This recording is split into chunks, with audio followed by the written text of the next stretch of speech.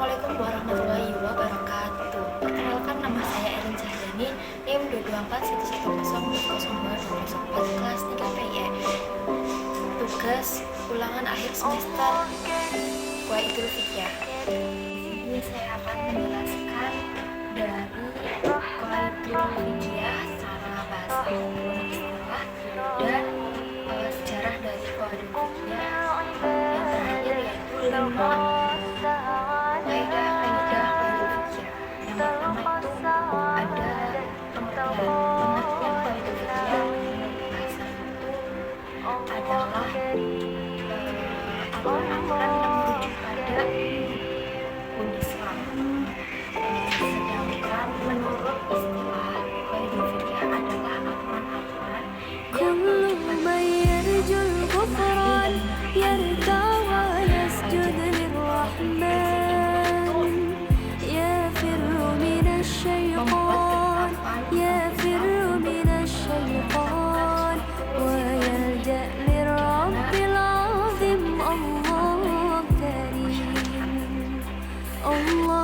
Idul Fiqhiyah memiliki sejarah yang panjang yang melibatkan kontribusi dari berbagai ulama dan perkembangan dalam berbagai mazhab fikih. Prinsip-prinsip ini berkembang seiring waktu sebagai upaya untuk menyusun kerangka hukum Islam yang dapat diterapkan dalam berbagai konteks. Yang pertama, abad pertengahan awal. Seiring dengan perkembangan mazhab fikih, para ulama itu seperti Imam Syafi'i dan Imam Maliki menyumbangkan pandangan mereka itu terhadap prinsip-prinsip hukum Islam. Namun, Idul Fiqhiyah itu belum sepenuhnya terstruktur pada masa itu. Yang kedua, masa klasik. Pada abad ke-7 hingga ke-12 itu karya-karya seperti Al-Muwafaqat, karya Imam Al-Sabiti dan Al-Maqasid, karya Imam Al-Ghazali itu memberikan landasan bagi pengembangan Idul Fiqhiyah. Ulama klasik itu berusaha menyusun prinsip-prinsip umum yang dapat membimbing pemahaman dan penentuan hukum dalam situasi yang berbeda. Kemudian yang ketiga itu abad pertengahan dan modern awal. Para ulama itu seperti Ibnu Taimiyah dan Ibnu Qayyim al-Jauziyah di abad ke-14 itu turut serta dalam mengembangkan dan memperjelas Idul Fiqhiyah. Pada era modern awal, pemikiran ini terus berkembang dengan kontribusi dari berbagai mazhab dan setelahnya. Di abad ke-20 ini, sejumlah ulama dan akademis Islam terus memperdalam Idul Fiqhiyah dan menghubungkannya dengan konteks kontemporer. Meskipun beragam pandangan mazhab, terdapat upaya untuk menyusun prinsip-prinsip yang relevan dengan perubahan zaman ini. Proses panjang ini dalam masa perkembangan dan pembentukan Idul Fiqhiyah akhirnya itu melahirkan nama buku untuk kajian keilmuan ini, yaitu ilmu Al-Qawaid Al-Fiqhiyah atau yang disebut dengan kaidah-kaidah fikih. Atau dalam terminologi itu dikenal dengan al-ashbah wa al-nadzair atau hal yang serupa dan sebanding. Yang pertama itu masa perkembangan. Perkembangan Idul Fiqhiyah ini itu terjadi pada masa tabi'in. Pada periode ini adalah masa awal perkembangan fikih karena pada masa ini itu dimulai pendasaran terhadap ilmu fikih. Seperti yang telah dijelaskan bahwa pada masa pendasaran ini tuh adalah awal dari kecenderungan fikih untuk berada pada wilayah teori begitu. Dan juga hal ini tuh berbeda dengan masa Khulafaur Rasyidin yang menjadikan fikih itu berada dalam wilayah praktek sebagaimana yang ada pada masa Nabi. Kemudian yang kedua ini masa pembukuan. Pada masa pembukuan ini tuh sulit untuk diketahui siapa sih itu pembentuk pertama kaidah fikih yang jelas dengan meneliti kitab-kitab kaidah fikih. Dan masa pembukaannya itu secara bertahap dalam proses sejarah hukum Islam. Walaupun demikian, kalangan ulama itu di bidang fikih menyebutkan bahwa Abu Tahir itu ulama dari mazhab Hanafi yang hidup di akhir abad ke-3 dan awal abad ke-4 Hijriah. Telah mengumpulkan kaidah fikih mazhab Hanafi sebanyak 17 kaidah. Keterangan di atas menerangkan bahwa kaidah-kaidah fikih itu muncul pada akhir abad ke-3 Hijriah. Ketika itu tantangan dan masalah-masalah yang harus dicairkan solusinya itu bertambah beriringan dengan meluasnya wilayah kekuasaan kaum muslim.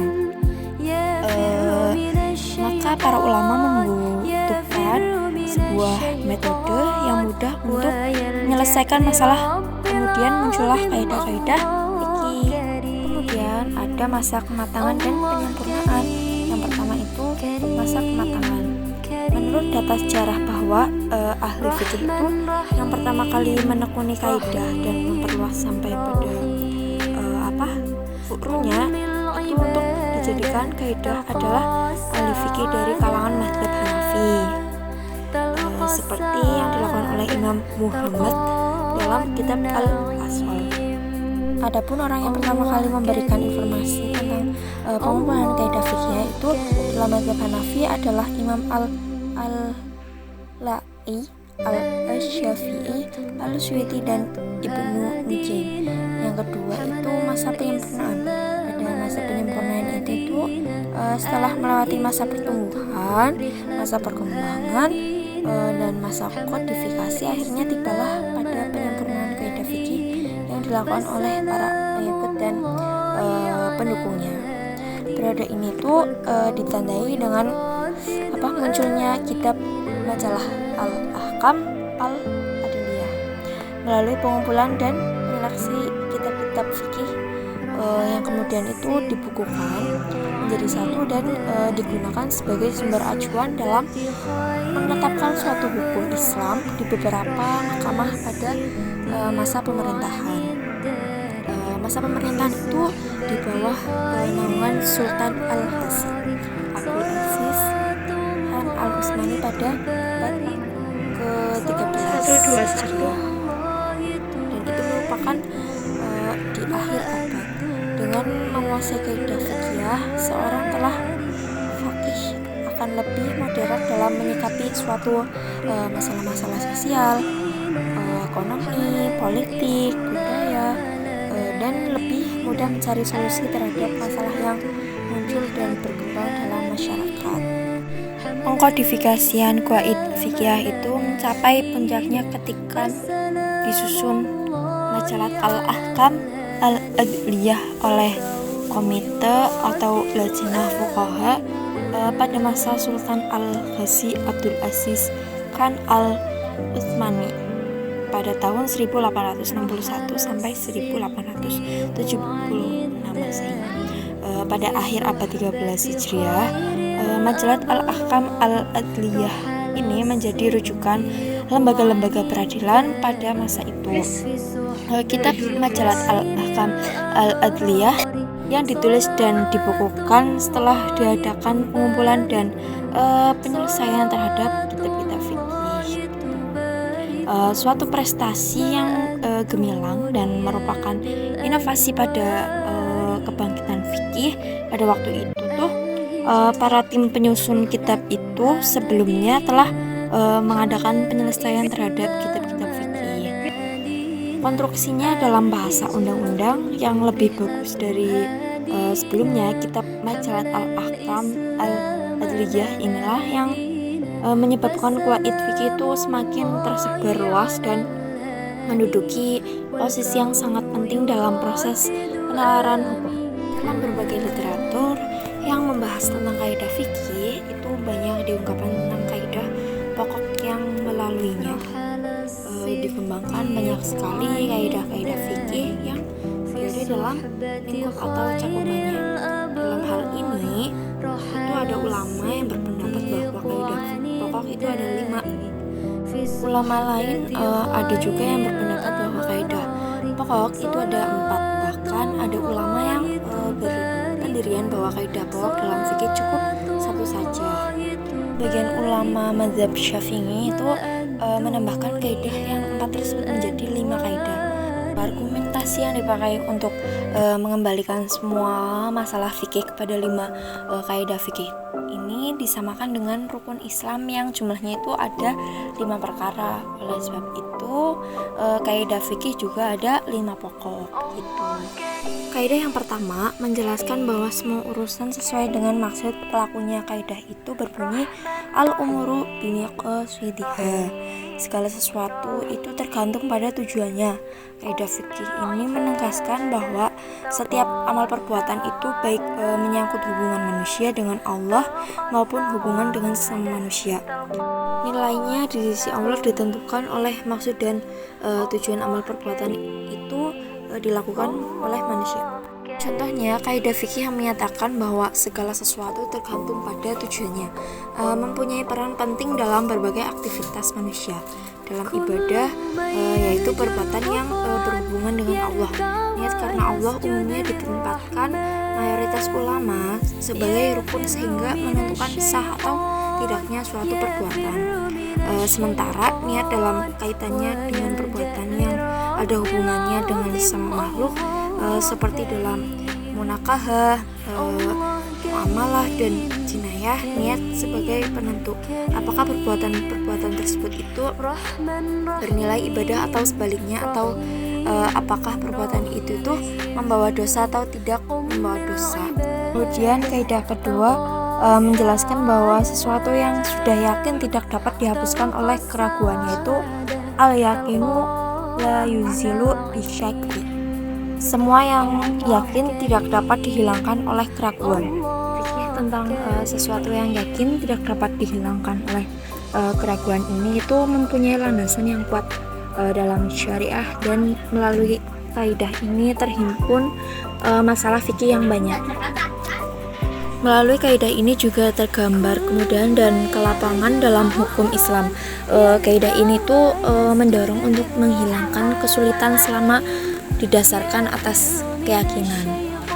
Menghilangkan keraguan yang banyak muncul karena penyakit was-was atau bisikan syaitan yang bisa terjadi dalam masalah bersuci dan sholat. Contohnya itu terjadi perselisihan penjual dan pembeli. Pembeli ingin mengembalikan barangnya dan berkata bahwa barang tersebut itu seharga 15.000, sedangkan penjual berkata harga tersebut adalah 20.000. Maka yang dianggap yakin adalah harga penjual. Kemudian yang ketiga menyatakan bahwa kondisi kesulitan menimbulkan ada kemudahan. Hal ini dirumuskan dalam kaidah fikih berikut, yaitu al-masyaqqatu tajlibu taysiri. Kesukaran itu membawa adanya kemudahan. Kaidah fikih ini dibangun atas dasar landasan yang cukup kuat, yaitu Al-Quran dan hadis. Kaidah fikih ini itu mengandung pengertian bahwa kesulitan dan kesempitan yang menjadi sebab untuk memperoleh kemudahan biasanya sudah lazim kelapangan didapat ketika menghadapi kesempitan.